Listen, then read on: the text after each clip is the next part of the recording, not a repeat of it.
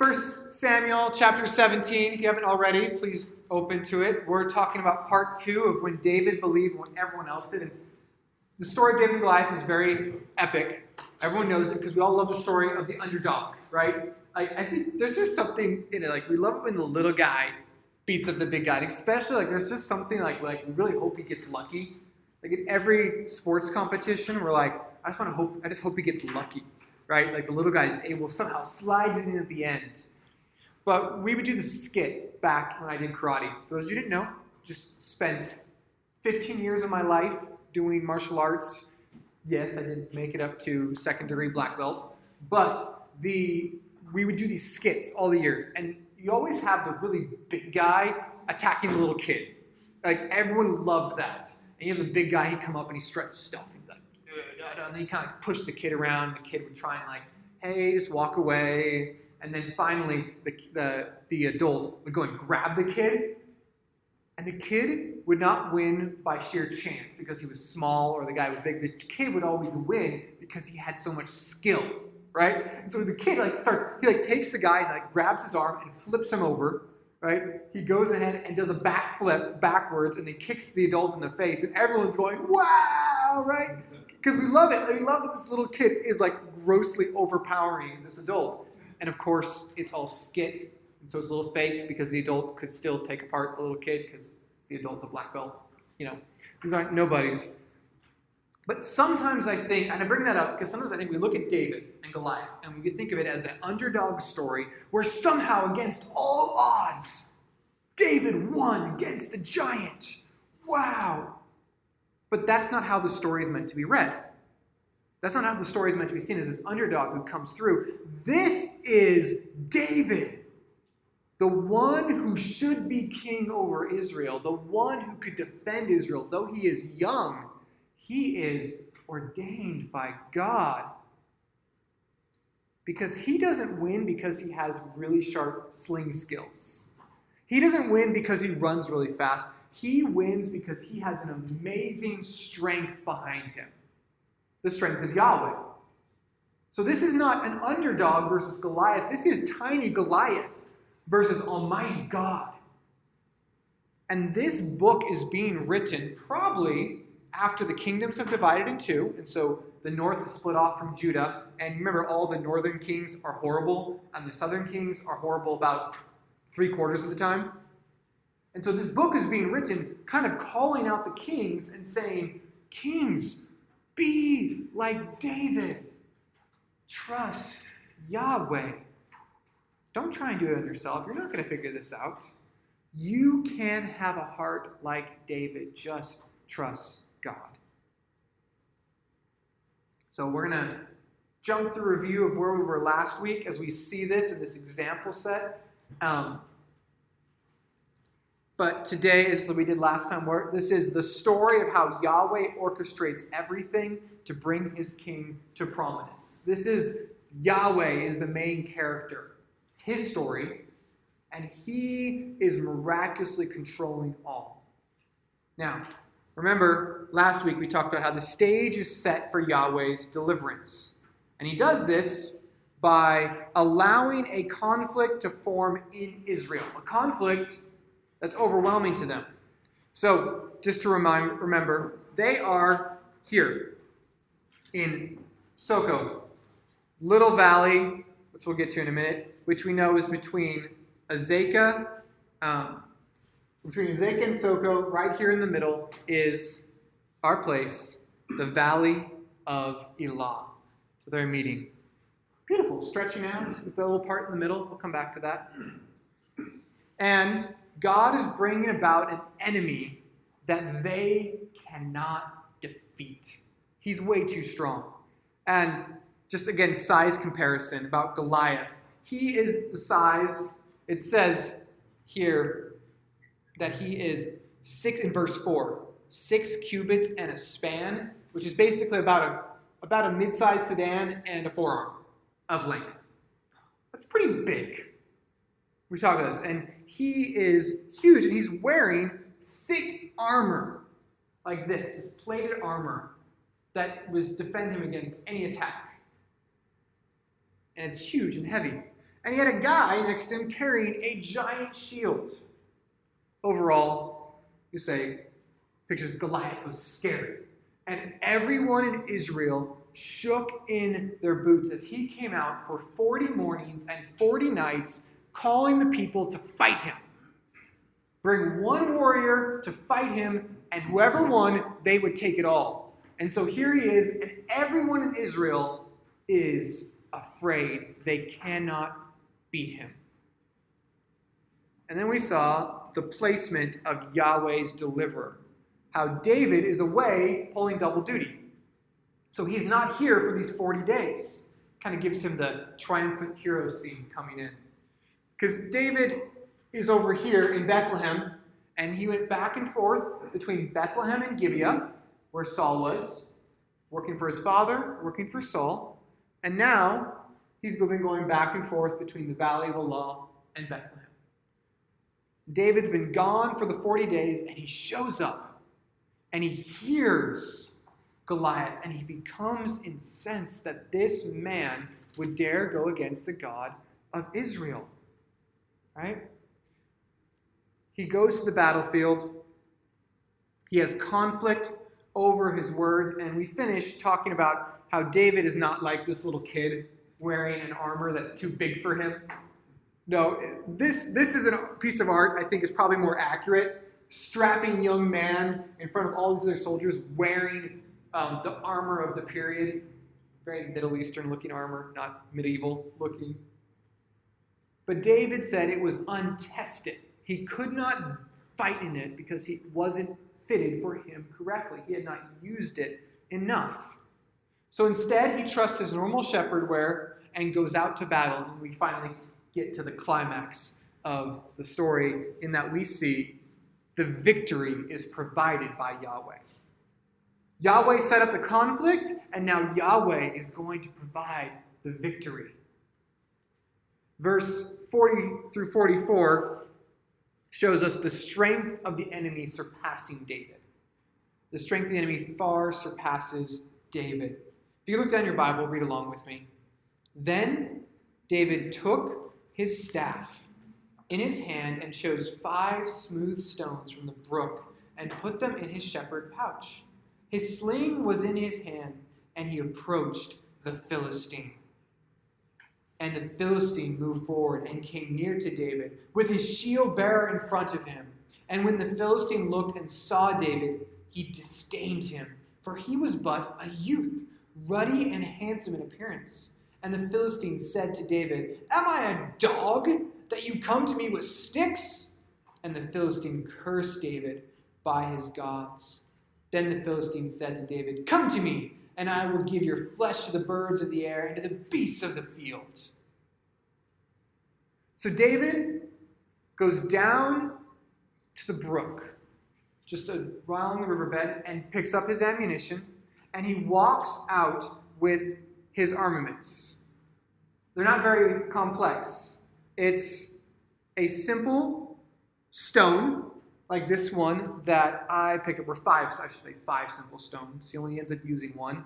But 5 simple stones, like this one I picked up near a dry riverbed in Elah, probably about that size, would fit into a pouch. He had his shepherd's staff. They would often be used in climbing hills, or the butt end, we see on some of these on the top, is sharpened right where that round part is, so that it can stick into the ground, or that can be used as a weapon if need be. And of course, his sling. Here, this is an ancient illustration of warriors with slings, because we have to remember Judges 20:16.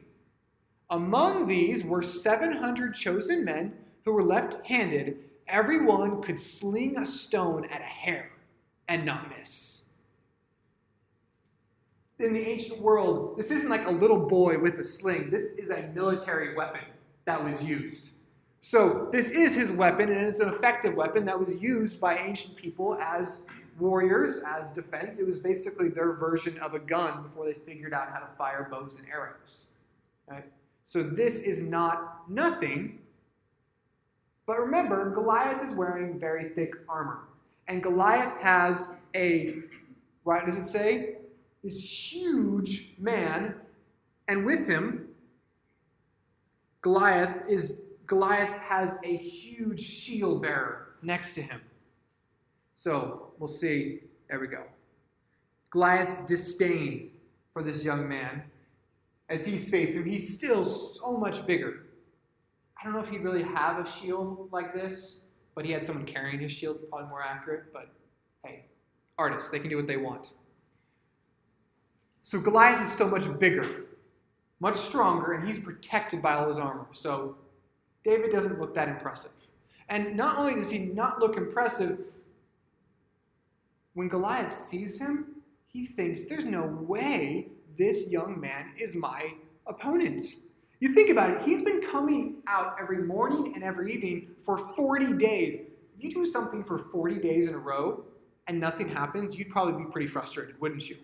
Could you imagine just imagine, we have those issues where you have to call up, your doctor's office, or you have to try and call a customer service representative. And if you called them for 40 days, you'd be kind of frustrated. And then suddenly, no one picked up. And suddenly someone picks up. And you're like, yes! And they speak in broken English. And you can barely understand them, right? And you understand the frustration. That is like what Goliath is feeling right now. Where he's like, here I've come to battle. And you give me this? It says, he saw David and disdained him, for he was youth. He was but a youth, ruddy and handsome in appearance. Yeah, he does the same thing that Saul does. He judges David by his outward appearance rather than the conviction of his heart. And he takes one look at the staff and he says, am I a dog that you come at me with sticks? In the ancient world, we often see illustrations of those walking with dogs also having large staffs with them. They were often used at the time for correcting sheepdogs. So he says that. He sees this and he's like, this is something you use with a dog. What? It's an insult to him. And so he begins to call down curses upon him. Notice that? He says at the end of verse 43, and the Philistine cursed David by his gods. Probably the Canaanite gods of the towns that he lived in, such as Dagon, what we saw in chapter 5. And cursing is not just swearing at someone. As like someone curses underneath their breath, or they curse them and mock them. No, it's not just that. It's not just calling them bad names. It's not epic rap battles where you go ahead and mock someone.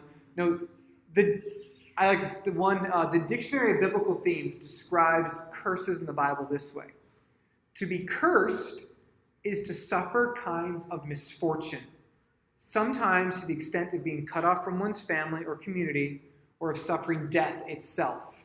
Basically, to curse someone is to call a negative outcome on them, to say this is going to happen. And that's why cursing was such a serious issue in the Bible. To say you wish disaster on someone wasn't just the thought that you wanted it, but not really. It was you only cursed when you absolutely wanted disaster and you were invoking a prayer that something bad would happen. That's why in Exodus 21:17, it says, whoever curses his father or his mother shall be put to death. Exodus 21:17.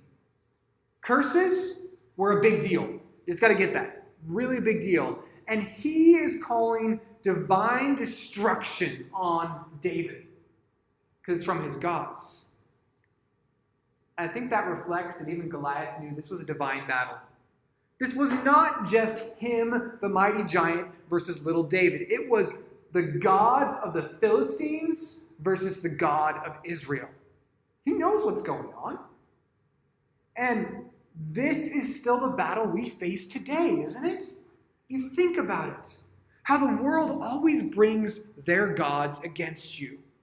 Whether it's the experts who know all the info and who will tell you the foolishness of Christianity.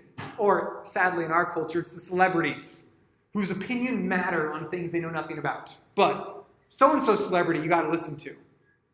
Or I think probably the saddest thing right now in our culture, I don't know if you guys have been hearing this a lot, but it's the idea of my truth. I have to be true to my truth, and I have to bring my truth to you. And you have to submit to that because my truth is overall. It defines it. It defines what is life. That's what people do. They bring curses upon us with whatever their gods are. And he threatens David, then saying, verse 44, "Come to me. I will give your flesh to the birds of the air and to the beasts of the fields." He's basically saying, I'm not just going to kill you. I'm going to kill you and then I'm going to go to work on you. I'm going to kill you and then I will mock you because your body isn't going to get a burial. The animals are going to eat your body because there will be no one left to bury you. In the ancient Near East world, the only thing worse than death was to die and not have a burial, because it meant there was no one around to continue on after you. That's why in Psalm 79, verse 2 and 3, in desperation, the psalmist says, "They have given the bodies of your servants to the birds of the heavens for food, and the flesh of your faithful to the beasts of the earth. They have poured out their blood like water around Jerusalem, and there was no one to bury them." Psalm 79, 2 through 3. He's basically saying, David, when you fall, young man, little one, there will be no one else. All will fall. And you will not be remembered. You will only be good for feeding animals. Again, we know how the story is going to end. But everyone watching, hearing this, is probably freaking out because the gods of the Philistines seem to have been winning. Everyone else is afraid. And Goliath seems like he could do what he's threatening. But what is David focusing on? Verses 45 through 47, we see David is focusing on the strength of Yahweh. Then David said to the Philistine, "You come to me with a sword and with a spear and with a javelin, but I come to you in the name of the Lord of hosts, the God of the armies of Israel, whom you have defied. This day the Lord will deliver you into my hand, and I will strike you down and cut off your head, and I will give the dead bodies of the host of the Philistines this day to the birds of the air and to the wild beasts of the earth, and all the earth may know that there is a God in Israel. And all this assembly may know that the Lord saves, not with sword and spear, for the battle is the Lord's, and he will give you into our hands." David starts off in his response rebuking the giant for his blasphemies against the one true God. David knows of Goliath's weapons and his strength. He can clearly see them. He's not a fool who doesn't know what he's against.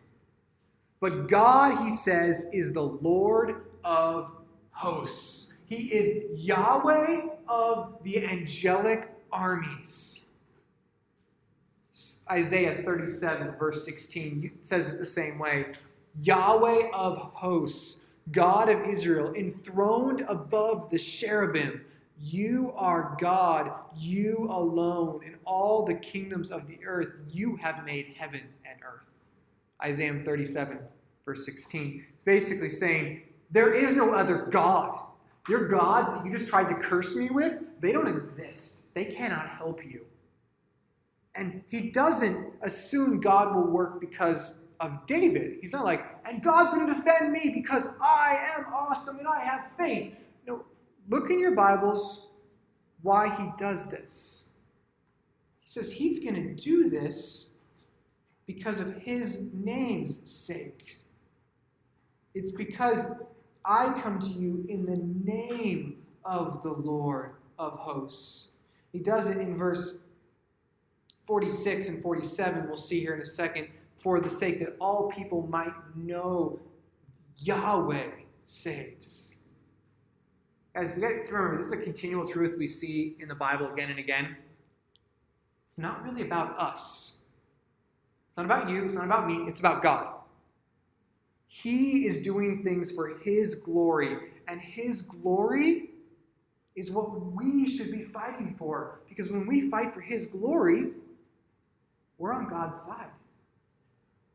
So David trusts that God will do what he promised he would do, defend Israel.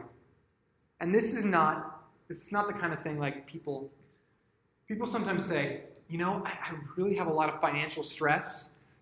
So by faith, I am going to slay the giant of debt in my life. Right? You probably, if you haven't heard that, just listen to the radio for a little while. There's people who call on the radio and you'll hear it pretty soon. This is a man who isn't saying, I have this painful thing in my life. He's saying, God's glory is at risk right now. God's glory is at risk, so I'm going to fight and I will win. It's kind of like Paul when he walked into the market at Athens. Or he's on his missions trips. He gets left behind after going to Berea. He moves on. And he goes into Athens, and he sees all these statues set up to false gods. Acts 17:16. As Paul was waiting for them in Athens, his spirit was provoked within him as he saw the city was full of idols. He was provoked, and so he went out sharing the gospel. See, a good test for our desires, the things we pray for, the things we want to fight against, is going, is this for my comfort or is this for the glory of God's name? I guess David is concerned not for Israel's comfort, he's concerned for God's glory. And so we should be. Do we just not want a nation that's not so comfortable for Christians anymore? Or are we concerned that God is not being glorified as he should? So David is going to have the victory, and he takes Goliath's threat back at him, saying, verse 46, I will give the dead bodies of the host of all the Philistines this day to the birds of the air and the wild beasts of the earth. They are going to lose. They are all going to lose. And he gives two reasons why he's going to do this. His first reason, as he says, why does David fight? It's evangelism to the nations. Why does he do it? So that all the earth may know there is a God in Israel. See, David remembered what he learned from the Torah, that Israel was supposed to be a nation of priests, right? And all the peoples of the world are supposed to look at Israel and see their prosperity and see their victory and say, Yahweh is a true God. There's a true God in Israel. And so God's protections would come upon them. So David says, I'm fighting for that. I'm fighting so that all the other nations will say, wow, same God who brought them out of Egypt, the same God who crossed the Red Sea, the same God who came across the Jordan, the same God who brought them into the land, is the same God who defends them years, generations later. This God is real. Walter Brueggemann summarizes saying, the purpose of David's victory is not simply to save Israel or defeat the Philistines. The purpose is the glorification of Yahweh in the eyes of the world. It's to share the gospel, that a God is real. But then secondly, he also says, it's a sign to the people. Verse 47, and all this assembly may know that the Lord saves not with sword and spear, for the battle is the Lord's, and he will give you into our hands. Israel needs to remember not to look at the outside appearance, not to look at their desperate situation, but to look at Yahweh. Because they've forgotten who would fight for them. So remember, that's why they wanted a king, like all the other nations, because they wanted a king to look at. They wanted to hold swords in their hands. And they wanted a really tall king. And they got Saul. And guess what? Their enemy's taller than their tall king. And he has bigger weapons. than anything they could come up with. Their idols have failed them horribly. And God wanted the people to not rely on their best weapons, but on having their best Savior. So often, God does the same thing for us, right? This is why he set up this situation. He set up this situation not because he was cruel, but because he was kind. God allowed Goliath to come against them to reveal to them, you're trusting in something that can't save you. Stop. I'm going to bring someone to remind you where to trust. We need not to live for ourselves, but for God's glory before other people. So again, another test to see, is my faith in the right place? We ask, is this something God promises? Am I believing in a promise of God, or am I trying to say, God promised he would never give me any difficulty? No. He promised to help us through the difficulties. But then secondly, does my faith point others to God? Sometimes people, they always throw out this thing, I trust by faith, and I'm going to go do this and that. That's not faith. That can be a bit presumptuous. Like, you know what? By faith, I'm just going to go to this event, I'm going to ask this young lady out, and we're going to get married. And I just believe by faith that's going to happen. Or, you know what? By faith, I'm going to go, and I'm going to pick up this lotto ticket, and I'm going to make millions of dollars, and I am going to give it all away. That's because that's a good thing. Or my favorite, I actually had someone come to me once and say, I need a good lawyer because I have a great case and I'm going to sue this company and make millions and millions of dollars so I can give it to the church. Help me out here. I'm doing this by faith, Pastor. Help me. That's not faith. That's presumption. Yeah, exactly. That's tainted money.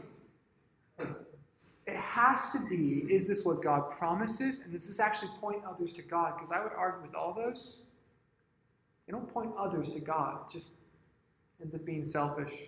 Ends up making it look good on you. So David is bold. David is strong. And sure enough, David is victorious. Verses 48 through 51, with no sword.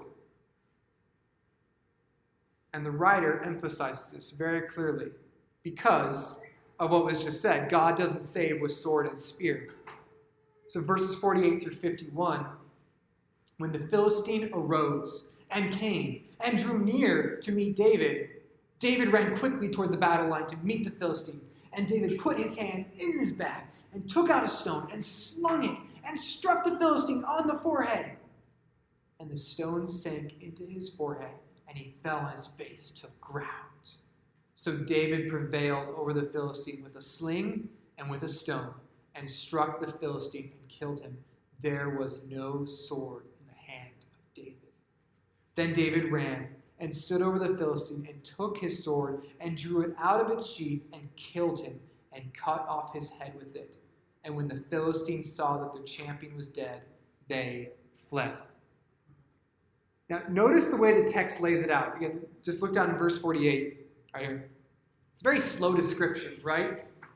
The Philistine arose and came and drew near to meet David. Okay? Compare that with the description of David.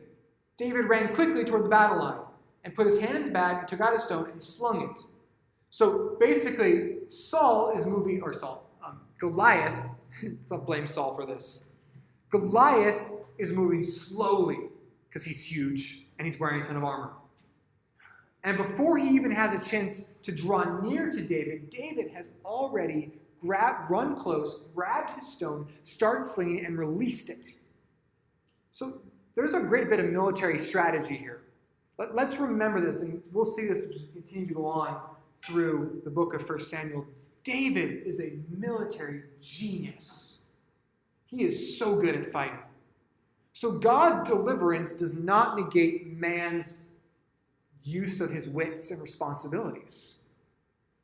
God is using David's skills, but what's amazing is that David's skills somehow accomplish things when they shouldn't.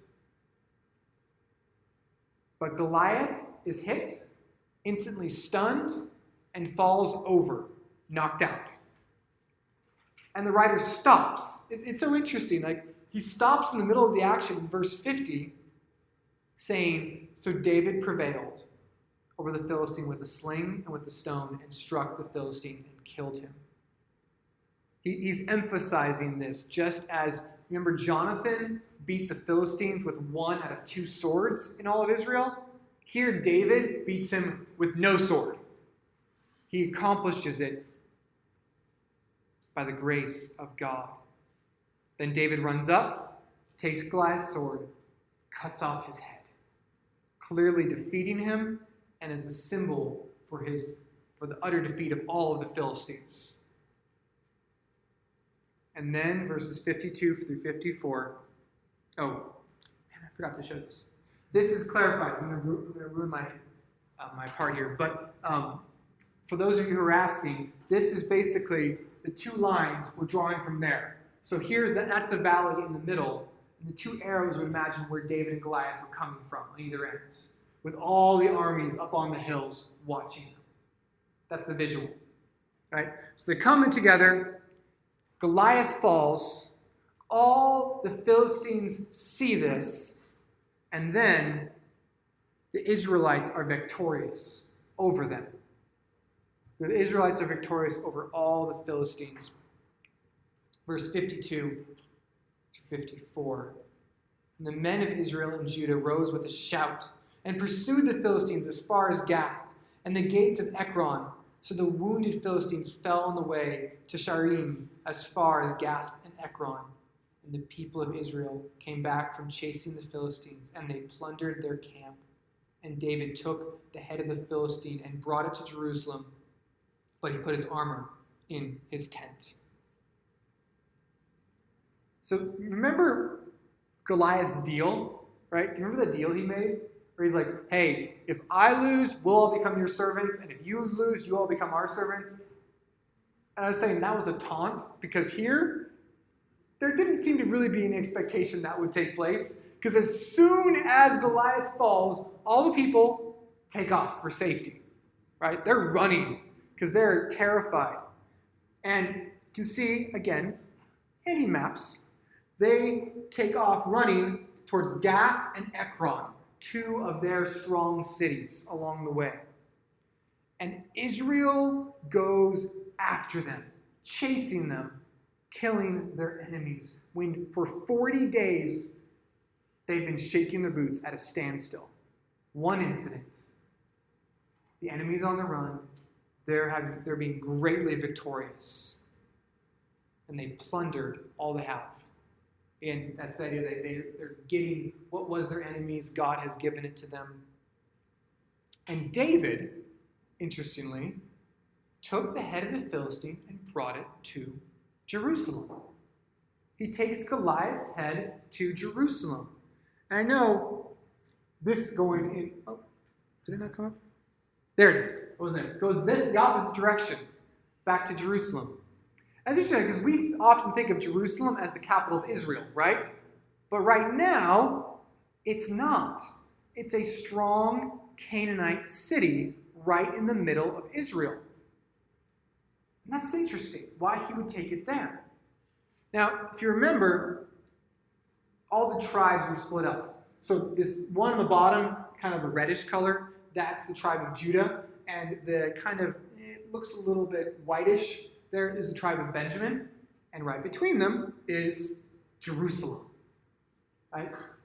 And this city was given by Joshua for both the tribes. And both the tribes were called to drive out the people. But the Jebusites who lived in there were very stubborn, very resilient, and they kept winning, and they kept fighting them back. Or they would sometimes be kicked out of the city, and then they'd come back. So a kind of cold peace existed for a while between Israel and the Jebusites in Jerusalem.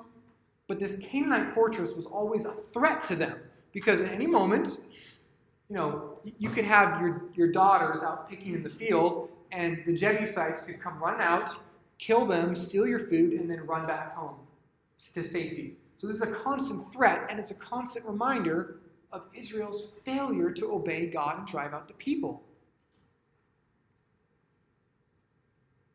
Now, David brings a warning against them then. The head of Goliath, the mighty Philistine who no one could defeat, and he brings it to this powerful city and throws it at the walls, basically as like a taunt, saying, Yahweh defeated the tall giant. He can defeat your tall walls too. And eventually, as we'll see, that's exactly what David does, claiming Jerusalem for himself and for his own capital and for God's home. Now, let's be honest too, that, I don't know, you guys, they often feel like they're big giants against the church today. You know, you read about how these forces that are rising up against, I was just hearing about how the fact that, okay, so Congress right now is calling on the big tech companies, Google and Apple and Facebook, and basically saying, you know, you need to crack down on any kind of fake news or things like that. But they're interpreting that fake news as being anything that's against the progressive views of the world right now. So if you are against homosexuality, you need to be cracked down upon. If you are against transgenderism, you need to be cracked down on. If you are against this idea that my truth should define the world around me rather than God's truth, you are radical and you need to be shut down. And I don't know if you think about it, but Google, YouTube, Apple, Facebook, pretty powerful.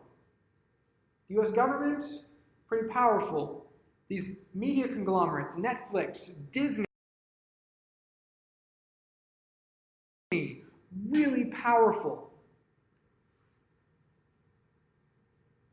Except we have someone even more powerful against us, right? The prince of the power of the air, the God of this world, Satan himself is our enemy.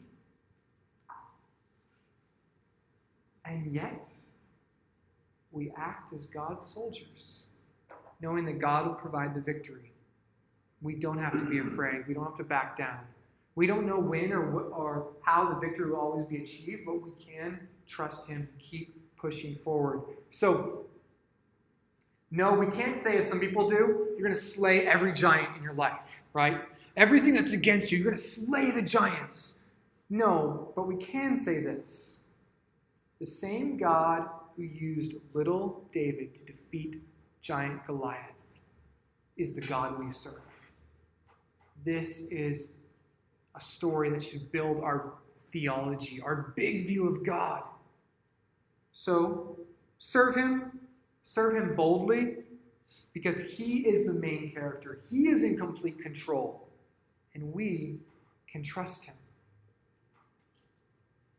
Now, after this great build-up and this battle, we see God then thrust little David from being a shepherd boy into prominence.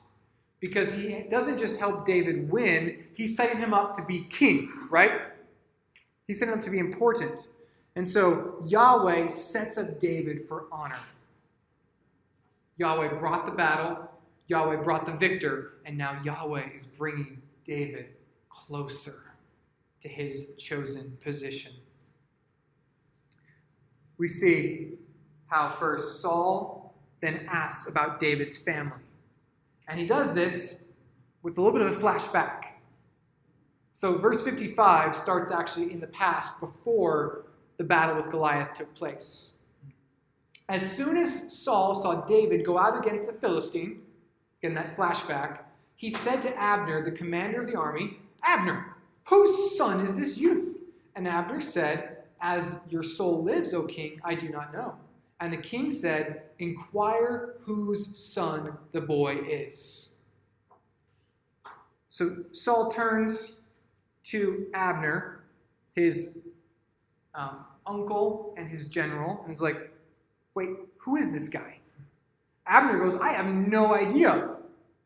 So he needs to go find out, and he can't find out, and so eventually he brings David back to talk to Goliath himself. And a number of critics will look at this and say, ha, contradiction, contradiction. The Bible doesn't know what you're talking about because, go back to chapter 16. Where? Well, I'm going to show you. This is what they say. Chapter 16, verse 19 through 22 says, Saul sent messengers to Jesse and said, send me David your son, who is with the sheep. And Jesse took a donkey laden with bread and skin and wine and a young goat and sent them by David his son to Saul. And David came to Saul and entered his service. And Saul loved him greatly, and he became his armor bearer. And Saul sent to Jesse, saying, let David remain in my service, for he has found favor in my sight. So clearly, Saul knows who David is because David has been in his service. He's been in his room. He's been playing music to him. He specifically asked Jesse to let David stay with him. Right? So Saul doesn't seem to know who David and Jesse are now. He seems confused. And they argue either this is out of order or it's a contradiction being made up here. How can Saul ask, who is your father, when before he was actually just talking with his father? How can he seem to not know who David is now, when right before we saw David was his special arms bearer? But again, notice what Saul is asking here. He's not asking who David is. Remember last week we talked about how Saul would never entrust his kingdom to a man he didn't know. He wouldn't hear of an idle talker and say, come, let me give you all my weaponry and go into battle. Like, he trusted David. He knew David well. But he's now asking who your father is. Who is this man's father? Or it's like, who is his family background? Where does he come from? Who are his ancestors? Because a king, I know it says here, okay, so it says here that Saul went and asked Jesse, but in the political world, what would really happen is just like Saul was talking to his advisors, and his advisors went out and got David, his advisors went out and talked to Jesse. Saul doesn't know who his servant's father is. He doesn't care. He's the king. But now he cares. Now he cares who this lowly musician's father is, because back verse 25, what had he promised? Verse 25, the king will enrich the man who kills him, Goliath, with great riches, and he will give him his daughter, and he will make his father's house free in Israel. He's going to give riches? He's going to give this man his daughter. He's going to be part of the royal family now. And his father's house will be free from obligations of taxes, of military service, of any requirement. So when David goes out to battle, he's like, I think he's going to win because the Lord is with David. Okay, who is he? Like, who is his father? Because I made some promises that I have to do. He cares about this now. It wasn't an issue of not knowing who David was. It was an issue of not being super intimate with a servant's life. And now, this servant's going to save Israel. And he really cares. Then it flash forwards in verse 57. And as soon as David returned from striking down the Philistine, Abner took him and brought him before Saul with the head of the Philistine in his hand. And Saul said to him, whose son are you, young man? And David answered, I am the son of your servant Jesse, the Bethlehemite. You just picture it. Like, this is crazy. Like, David comes right off the battlefield. He defeats Goliath. Everyone's running. There's total chaos. Abner grabs him, brings him back to the king, and he's still holding the bleeding head of Goliath. Like, there's blood probably dropping on the ground right now. And David's not letting go because this is his victory. And Saul asks him, who are you? Who's your family? And he explains, I'm from the tribe of Judah. I'm a Bethlehemite. Jesse is my father. Not a problem at all. And moves on, because that was all he needed to know. But the story doesn't really stop there, right? Because Saul asked about David's family. But then we see very quickly, David is loved by Saul's family. Chapter 18, verses 1 through 5. As soon as he finished speaking to Saul, the soul of Jonathan was knit to the soul of David. And Jonathan loved him as his own soul. And Saul took him that day and would not let him return to his father's house. Then Jonathan made a covenant with David because he loved him as his own soul. And Jonathan stripped himself of the robe that was on him and gave it to David and his armor and even his sword and his bow and his belt. Then David went out and was successful wherever Saul sent him. So Saul set him over the men of war, and this was good in the sight of all the people and all the sight of Saul's servants. David is loved by Saul's family and everyone around him. But we got to remember here, because again, this is one of those things that seems weird to our modern audience. But male love is not strange. Okay? It's not strange. It's not immoral.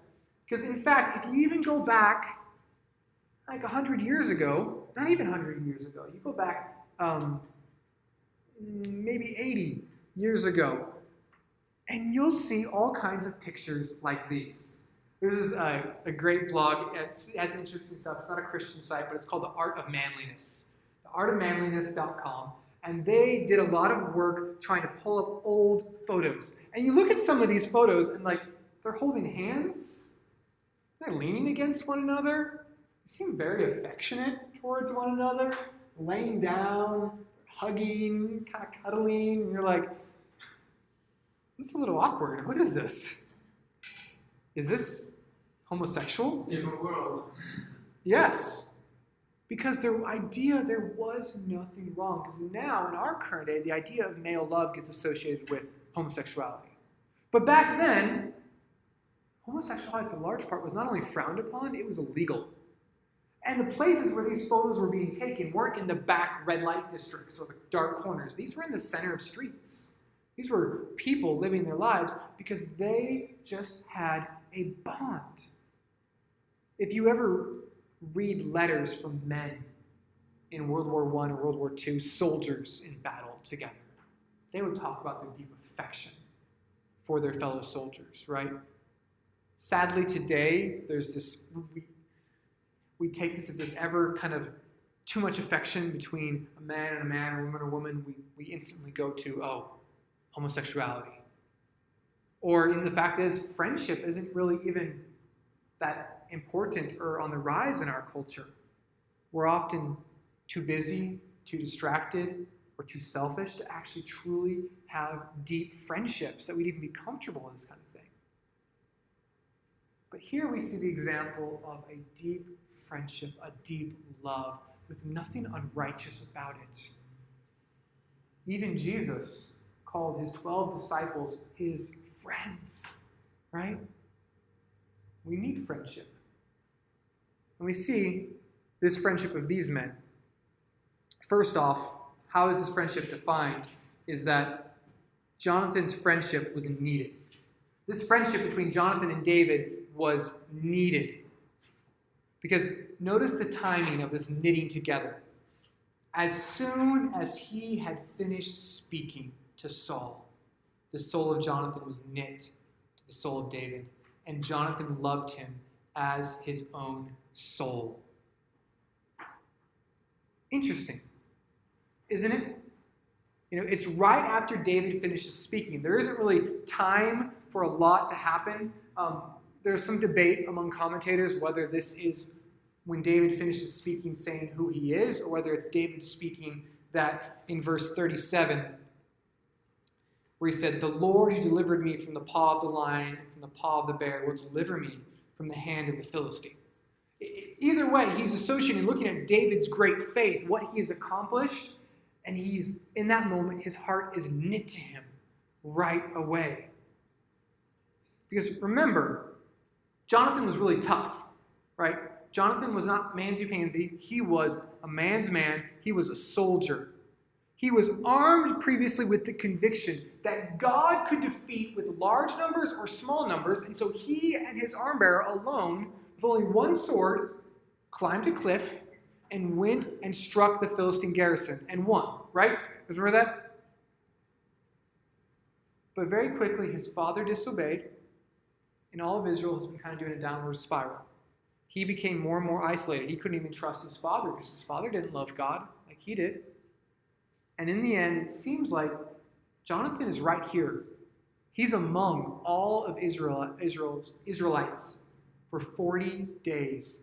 And he too was afraid because his heart was weakened. He did not trust God. And then David shows up, and David shows faith. David trusts God, and God blesses David and then encourages the heart of Jonathan. Don't we see that in our own lives at times where you just feel defeated? You feel weak. You feel like you can't go on. Then a friend comes alongside you and says, hey, brother, sister, remember, God is still good. Keep going. Let me pray with you. And that just lifts us up, right? Because their friendship wasn't about shared interest, or it wasn't about that they were in a similar life stage. Jonathan's friendship with David was all about God. Jonathan's friendship is all about God. I don't know about you guys, but I had this mistake too. I often think of Jonathan and David as being about the same age. They're peers, because that's how friendship works here. But we got to do the math. Okay, so according, you don't have to write this down, but you can if you want to. According to 2 Samuel 5, verse 4, David was 30 years old when he became king. And we know he became king after Saul and Jonathan died. Now, Acts 13:21 tells us that Saul reigned for 40 years, right? So that means that David was born 10 years into Saul's reign. So Jonathan was already fighting with Saul, we saw, and being a general at probably the 10-year mark, somewhere between the 5 and 10-year mark of Saul's reign. And an Israelite soldier needed to at least be 20 years old, according to Numbers 1:3. So, in the 10th year of Saul's reign, when David was born, Jonathan was probably 27 years old. He's old enough to be David's father. But they had the same authority. They had the same God. They longed for the same things. And so, though their lives were incredibly different at this point, Jonathan had existed as a soldier living with the king. David had lived as the youngest brother, as a shepherd. They had nothing in common except their love for the Lord and their passion to see his will be done. You know, there is sometimes people like they have, one very eventful life experience together, so they're friends forever. They go to weekend at camp. Kids sometimes do, like go to a weekend camp, or you go boating for a week together, or you go down on a cruise ship. You're like, best of friends, but we don't actually continue because that event is done and we move on. But they were friends because they both loved the same thing. And with that love came great commitment, because Jonathan's friendship was followed by action. Saul takes David, brings him, and makes him a permanent soldier. Eventually, you see in verse 5, a general, or at least, some type of man over parts of the army. And Jonathan loves David. He loves him so much that verse 3, he makes a covenant or promise with David because he loved him as his own soul. And Jonathan stripped himself of the robe that was on him and gave it to David, hid his armor, and even his sword and his bow and his belt. And David went out and was successful wherever Saul sent him. So Jonathan's friendship is followed by action. Because, as I say, love is a verb, right? Jonathan takes his robe, and the young shepherd boy is given the royal robe of a prince. Because back then, kings would often wear just very ornate and thick and layered clothing. This is from a stone figure of the ancient Near East.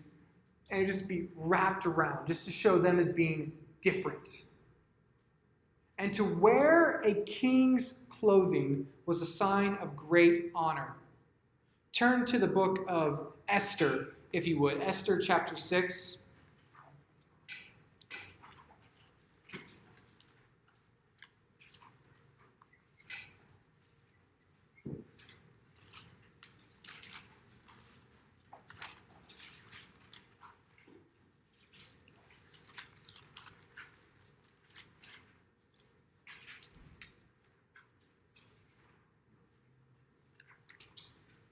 Wasn't that pretty quick judging of Jonathan to love him as his own soul and he barely even met him? You missed some of that, but we talked about that, yeah. So Esther chapter 6, verses 6 through 9. Remember the story of Haman and how he wanted to be honored? And the king goes, "Oh, Haman, how should I honor somebody?" So Esther 6, verse 6. So Haman came in, and the king said, "What should be done to the man whom the king delights to honor?" And Haman said to himself, "Whom would the king delight to honor more than me? Let royal robes be brought, which the king has worn, and his horse that the king has ridden, and whose a royal crown is set. And let those robes and the horse be handed over to the one whom the king most noble officials. Let them dress the man whom the king delights to honor, and let them lead him on the horse through the square of the city, proclaiming before him, 'Thus shall it be done to the man whom the king delights to honor.'" You see that? He's basically saying Haman wanted to be honored by the king, so he's like, "Give him your robes. Give me your robes." And we all know how that turned out, right? But it's basically showing him to be the king's equal. So Jonathan is taking off his special robe, his jacket, and basically saying, "You, shepherd boy, are my equal." And David is now thrusted into prominence. He no longer has the quiet life, watching the sheep and contemplating God. He is now dealing with battles and politics. And so one day, he needs Jonathan's faith too. Because we see lastly, Jonathan's friendship is filled with encouragement. Jonathan's friendship is filled with encouragement. One day, pretty soon, David is going to be on the run from Saul. And go to chapter 23, verse 16. David runs off. Saul goes ahead, and because David ran to the temple at Nob, Saul has all of the priests there killed. He seeks after him and tries to find him in the land. And then chapter 23, verse 15. David saw that Saul had come out to seek his life. David was in the wilderness of Ziph at Horesh. And Jonathan, Saul's son, rose and went to David at Horesh and strengthened his hand in God. And he said to him, "Do not fear, for the hand of Saul my father shall not find you. You shall be king over Israel, and I shall be next to you. Saul my father also knows this." And the two of them made a covenant before the Lord. David remained at Horesh, and Jonathan went home. Jonathan does the same thing that David does early on. Notice that he says, "And he strengthened his hand in God." He points him back upward to Yahweh and reminds him that's where his strength is. This time undoubtedly involved instruction, prayer, worshiping God together. We need those kinds of friends who will help us when we are weak, and then we can help them when they are weak. I also remember the story of David Brainerd, the missionary to the Native Americans in New England before the Revolutionary War, a good friend of Jonathan Edwards.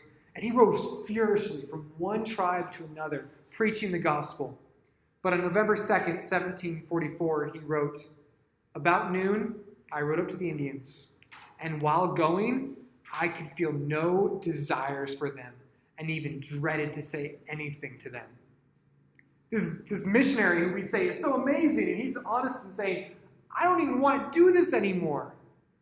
How does he get strength to continue on the battle? He wrote, "In the evening, I spent some time with a dear Christian friend and felt serious, as on the brink of eternity, my soul enjoyed sweetness and lively apprehensions of standing before the glorious God, prayed with my dear friend with sweetness, and discoursed with the utmost solemnity.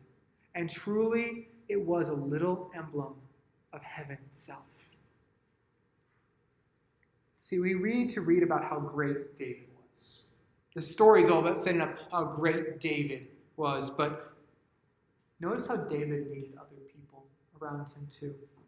David needed friends, just as we too need others to point us to God. We're a little bit past time, so let me pray for us, and then we'll have discussion after a break. Oh, great God, thank you that faith is not always complicated. Faith is trusting you to work.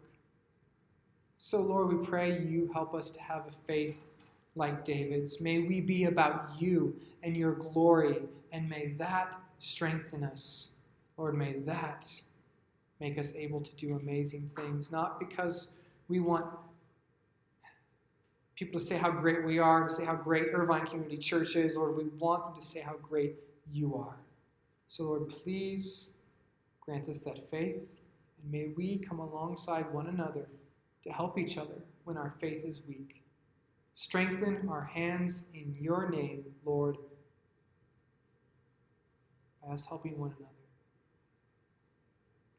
We ask you be glorified for the praise of your name, Jesus Christ. Amen.